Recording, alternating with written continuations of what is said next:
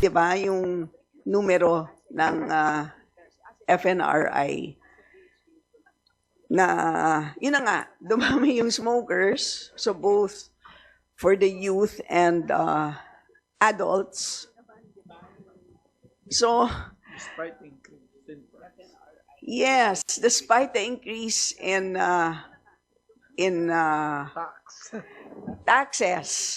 So again, babalikan natin yung inyong support for the moratorium. So saan kayo nang gagaling?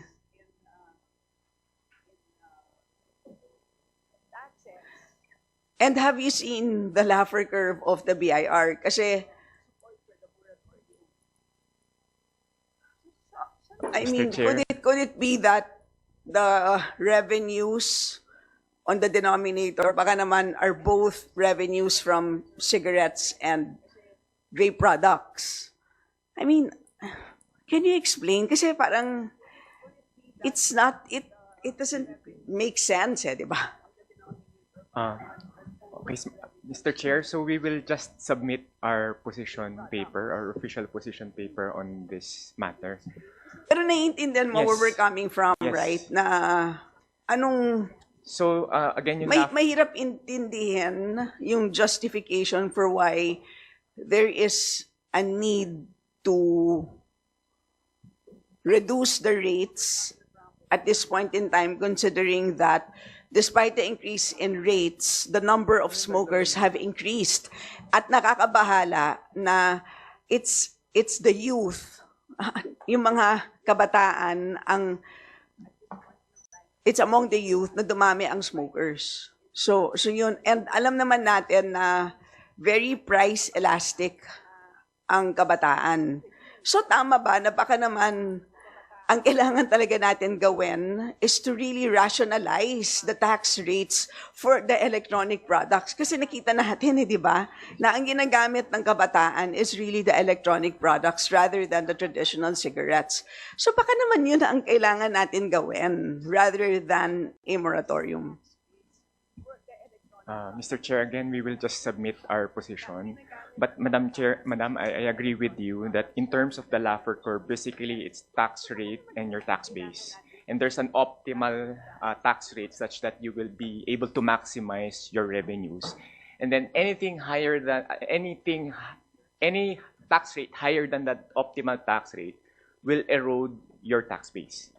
Meaning, Correct. Yes. babawas yes. dapat yung tax base mo and hence babawas din yung pero revenues. tumataas naman ang tax revenues niyo, right? As per Yes, our di ba, actual tumaas collection, ang tax? bumababa since 2022. Hindi, ito 2023 collections, 274.3 billion. And then to 2024, this is excise lang naman, no? 284.5. So tumaas. For tobacco, Madam, 2021, 176 billion.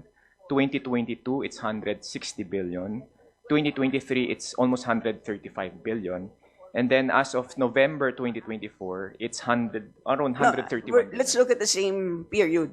Yung same, pwede bang for the same 12-month period? Yes. Para comparable? Kailan ulit? Po? Sige na, you just repeat it. Is it 12 Is it for the same 12-month period? Yes. So whole year 2021, it's 100. Or let's say 2023 to 2024. 22. Meron kayong January to November. Yan, kasi binigay sa amin excise tax, tumaas po 274.3. January to November for tobacco 2023, Oo. it's 131.3 billion. Okay. January to November 2024, it's 130.8 billion. What's So, a minimal reduction. There's a minimal reduction. Okay, so siyempre, again, para lang maliwanag, there are two possible sources. Okay, one is the increase in tax due to the Laffer effect. The other is, baka naman effort. Diba? Baka naman kulang sa effort sa pag-collect. Ergo, leakage. Diba? Dalawa lang naman yun Those are the two possible reasons kung bakit meron kang minimal reduction. So yun ang trinatry natin malaman. Is it the first reason or the second reason. Di ba? Yun lang naman kaya tayo nagdi-discuss dito. So, ang pinagtatakahan naman natin is, bakit, kung tama nga yung Laffer effect, bakit, despite the increase in tax rates, bakit dumadami ang ating smokers? Di ba? So, yun ang misteryo na pinagdedebatihan natin today. Di ba? Yes, ma'am. Can we bring back the difference between smokers and vapors? I think the smokers are going down, but the vapors are going up. So essentially, among the youth, And while they're looking at that, Mr. Chair, last question. Saan ba mas talamakang illicit trade? Sa vape products or sa traditional? Mr. Chair, pareho po eh. Exactly the same? Uh, as to how to differentiate it, paano ba i-different? But essentially, although dito kasi sa cigarettes, marami ring mga illegal manufacturers na malalaki. Dito sa vape, it's really more on smuggled goods na papasok because most of the vape products are imported. So maraming imported tayong nakikita, and especially we've done nationwide raids. We've done sa mga warehouses and Okay, so in also terms of how do you measure that? Confiscated products? In terms of the value of confiscated products? in terms of products seized, mas marami pong packs ang sa sigarilyo. Like for 2024, vapes lang naman. yung total, ano ang total nito? Pa-total naman itong dalawang to. Ba't nakahati pa lang? Itong dalawa, para makita yung January convention. Itong 268 plus 574. 5, kasi ito pong 5, sa 2024, 5.7 million packs of cigarettes yung na-seize. For 2024, ang vapor products around mga 800 plus thousand vapor products units. So hindi yan value, no? Hindi po Units value. yan.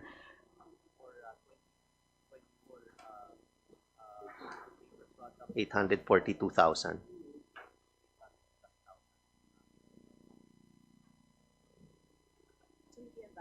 Mr. Chair, I would also like to note that the BIR only implemented the tax stamps on vapor products last year around June or Yes, July. June. So before wala, so walang Half-year effort, parang ganon. ang ano po sir ma'am is point is so definitely some substituted to the vapor products. Can we just bring it back here? Yan. Pabalik lang nung sa inyo. Kasi I think your charge will determine the policy. Okay. Next. O yun, 65 versus 35. That's the thing. Yan, 40%. So, Mr. Chair, again, I would like to note that we only implemented the tax stamps on vapor products mid-year of Para sa akin, 2024. this is the thing that kaya nga, okay na yung tinaas natin yung 40 up to 60 para sa lahat ng vapes. Tapos yung hinihingi naman nila para kasi pag equalize kasi nung dalawang problema. Ang isang vape 10,000 pops. So, ilang pops ba ang isang sigarilyo? Average, I think 10 to 15 puffs times 20. Mhm.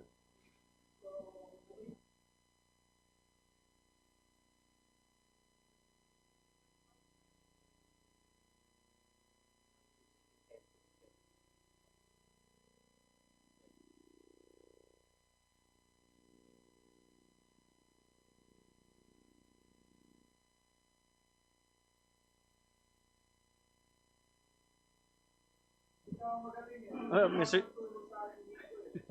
Mr. Chair, good afternoon. Just for the record, the industry does not and cannot do any surveys for minors. So we're very happy to see this survey from FNRI, although it's a very sad and bleak picture.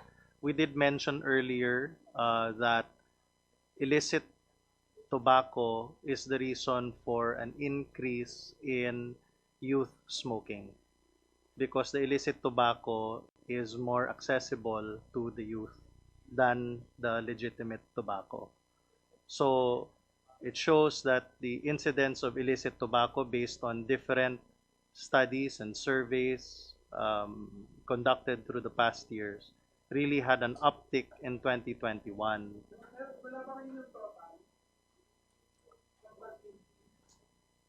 And we'd like to highlight, Mr. Chair, and perhaps this can help the good lady from Marikina, that the #1 substitute for legitimate cigarettes is actually illicit tobacco, more than vape. So the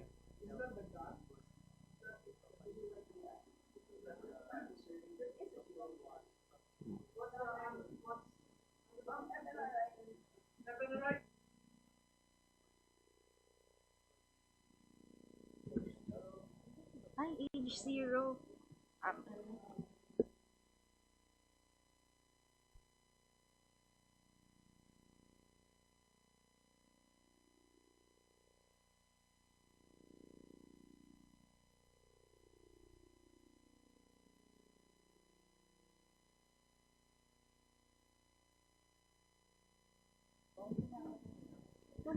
For the current smokers po, for adolescents, from the 26,301 adolescents, 1,073 are current smokers. For adults, a total of 48,924 are respondents, and 10,059 are current smokers. For older person, 16,312 and 2,616 are current smokers, Mr. Chair, based from the 2023 National Nutrition Survey.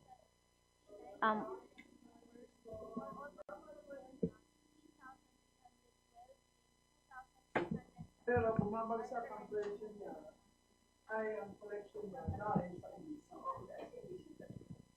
Hindi, okay lang. Hello. Price na rin kasi tax plus price equals. Ano, okay ka na dyan sa moratorium pero hindi dun sa ano.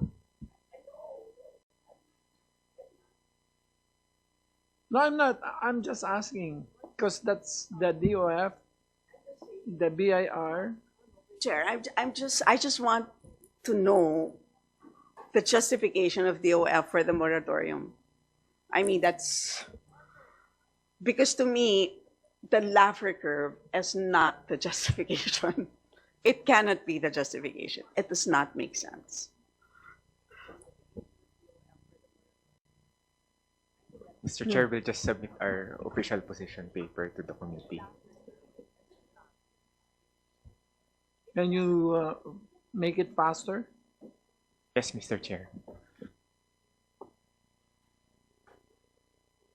So DTI, yes, you have something to say. Sino to? You're from where, sir? Good afternoon, Mr. Chair. I am Mr. Oplas from Minimal Government Thinkers. And I think that I have written several articles in Business World because I am a columnist there. And the optimal rate is 50 pesos. That's the rate that gave us 176 billion pesos. Any amount, any tax rate higher than 50 pesos gave us inferior revenue. So I think I would like to propose that I think that moratorium is not enough. There should be a rollback to 50 pesos per pack. That because that will give us 176 billion. What happened is that it gave us two results. One, as the tax rate increases, first the the law of diminishing marginal revenues, which is related to the law of diminishing marginal utility. The second is the law of unintended consequence, because the expectation is that the tax rate increases is linear. It's not linear. It's curving. It's sort of backward bending, something like that. So the increase in the expectation of higher revenues is not working. It's the opposite is working. I think that if we really want to target 176 billion, not 160 billion, not 135 billion or 130 billion, I think the optimal rate is 50 pesos per pack. Thank you. Okay, noted. Yes, Reyes. Mr. Chair, if the prevalence of smokers does not seem to be declining, because we have established that illicit trade could be one of the factors, then illicit trade is usually distributed or is, how do you say, transacted through unregulated distribution methods. Then we have not probably established what are these unregulated or controlled distribution methods in the trade. We may have to also, if you mentioned that some of these are being sold in social media platforms, we do not seem to have a control on it. But I think with Lazada and Shopee, I know that we already have some regulations on this, but on the secondary market, we do not seem to have any regulations. Would it be possible that we will be also, we could get resource persons on how we could study this further, so that we could also regulate or all control and also stop from other distribution methods such as social media platforms? Suggest, ayan, dark web. Facebook, I mean, they have TikTok also as a means to sell. Sometimes some people do live selling, I think on Instagram, YouTube. Okay. So it would be good for them to be able to give us insights on how we will be able to regulate this from our end. Thank you. We will.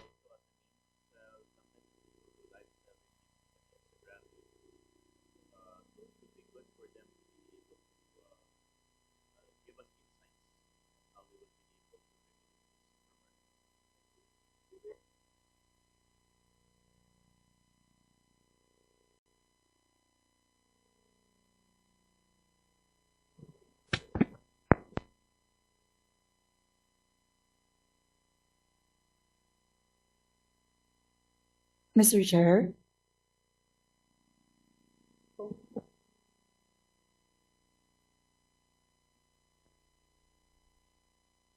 Mr. Chair, may I speak po?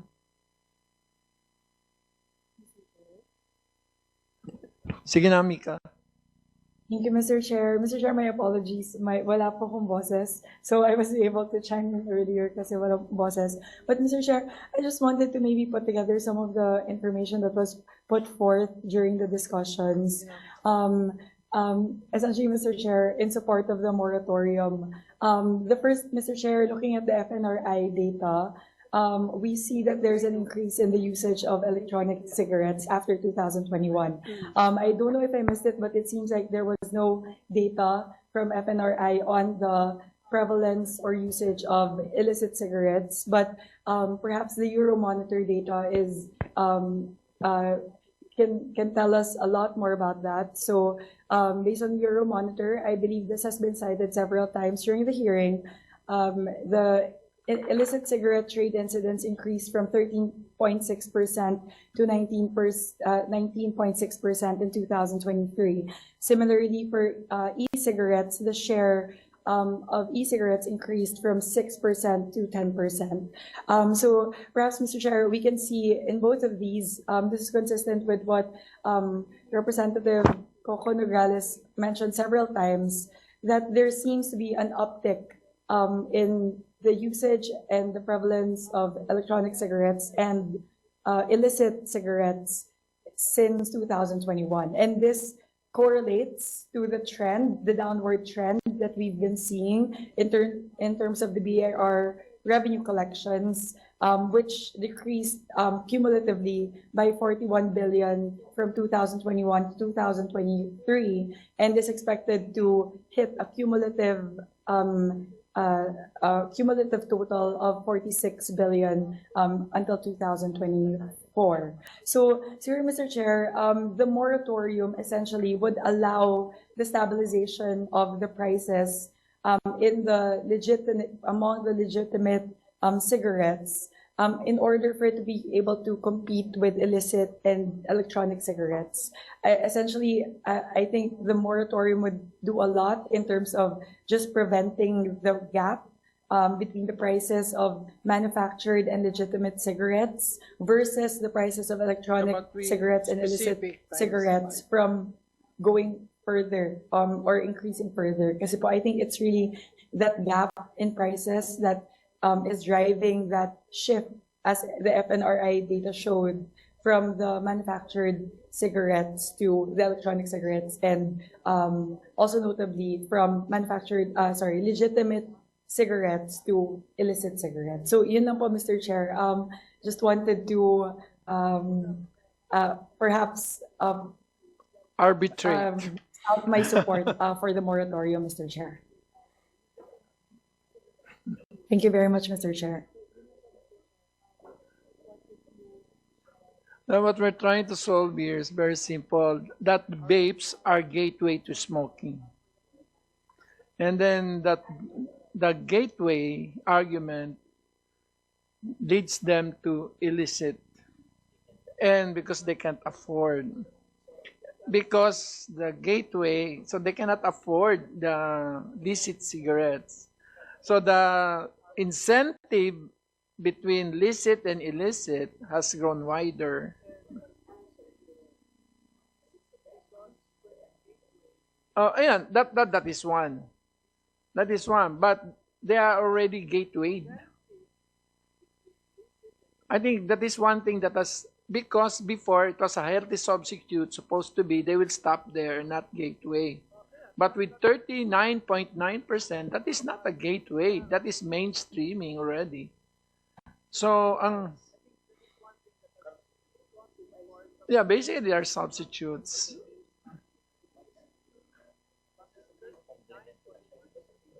So anyway, para sa akin,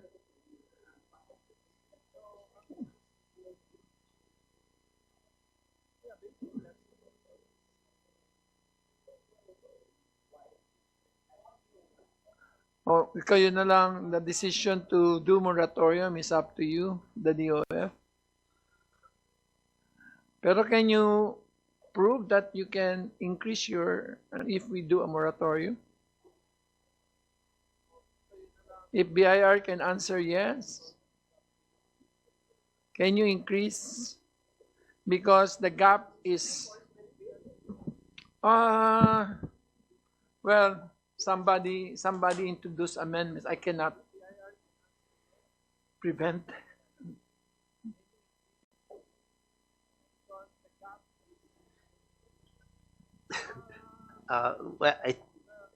Mr. Chair, we cannot really guarantee Because that we're there will be. following your logic. It all started with your Laffer curve. I think one for sure that the increase in rates for vapor products, that would be very much helpful, and for sure that will increase the excise tax collections, because we have already seen that there's really a huge shift.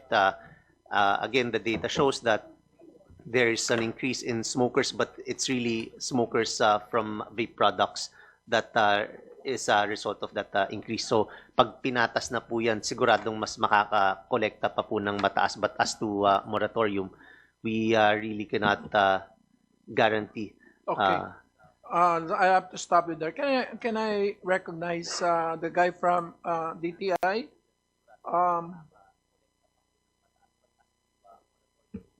Yes, Mr. Chair. Mr. Chair, we'll submit our position to the substitute bill, Mr. Chair. They are all in brackets, huh? Because they're just being proposed by a majority.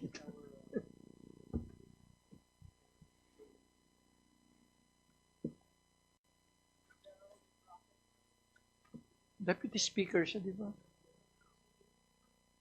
Si Christine.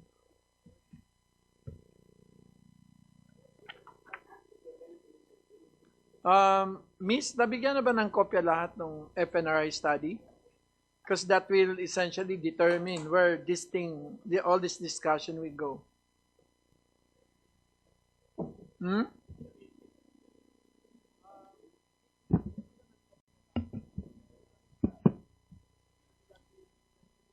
So, ang issue na lang naman yung moratorium, inihingi ay 2 years.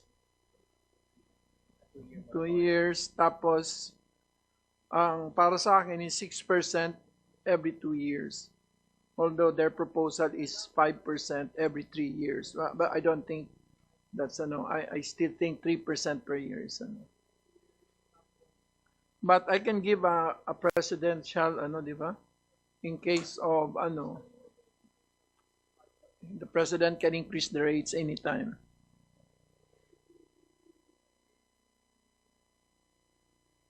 Because these are sin taxes anyway. You can increase taxes up to kingdom come. Kaso yung DOH kasi walang nasasabi tungkol sa impact talaga ng vaping and smoking on the ICT. May I recognize the DICT? Are you around?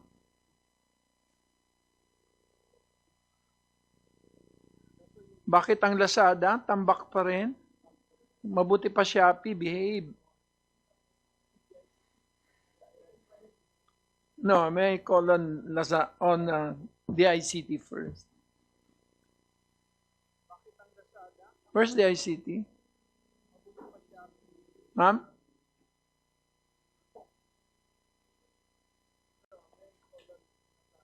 Wala pa rin kayong powers to to block sites that offer smoking products and vaping products.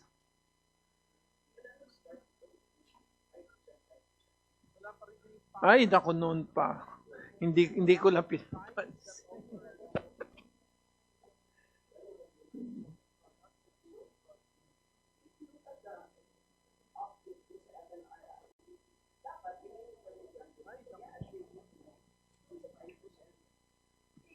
Yes, the ICT, are you around?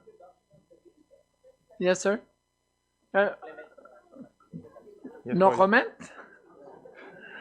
Sir, as far as blocking are concerned po, kailangan pa rin po, Mr. Chair, ng order galing po sa other agencies. And then once we receive the request, we will relay that po to the NTC. Para po sa appropriate action ni NTC, sila po yung nagkakascade ng blocking orders. Ano lang yung may batas? Cyber rape? Cyber exploitation of minors lang ang may order. Hindi natin ma-update yan. Tagal-tagal na natin dito sa Kongreso. And only the PNP can do that, no? NBI din po. Kasama po yung other agencies. NBI nga pala. Yeah. That's for OSAIC and CISAIM po. But as far as others po, as far as we, pwede naman po galing sa other agencies that have authority din. Any authorized agency naman po can send a request and then we will cascade. Can you give me the list of those agencies that have the right to ask for a blocking of site? We will provide. Oh, thank you. Now, Lazada is here. Can I recognize? First, may I recognize